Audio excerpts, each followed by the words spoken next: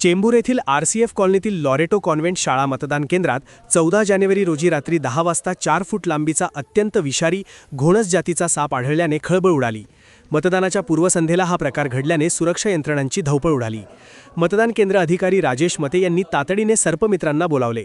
सर्पमित्र अभिरूप कदम यांनी मानव अभ्यास संघ व महाराष्ट्र ॲनिमल रेस्क्यू असोसिएशनच्या मदतीने सापाला सुरक्षितपणे पकडून वन विभागाच्या मार्गदर्शनाखाली निसर्गात सोडले। निवडणूक निर्णय अधिकारी डॉक्टर प्रियंका पाटील यांनी सर्पमित्राचे आभार मानले असून वेळीच केलेल्या कारवाईमुळे निवडणुकीच्या दिवशी होणारा मोठा अनर्थ टळला आहे।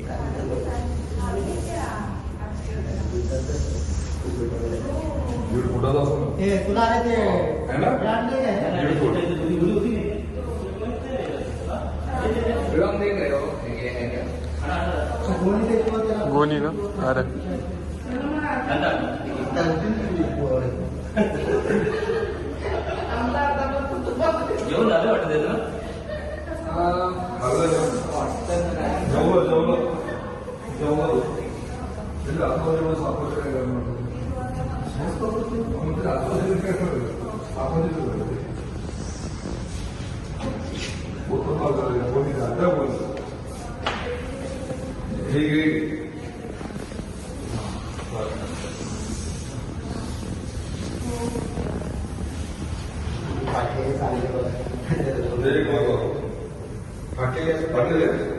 ठीक है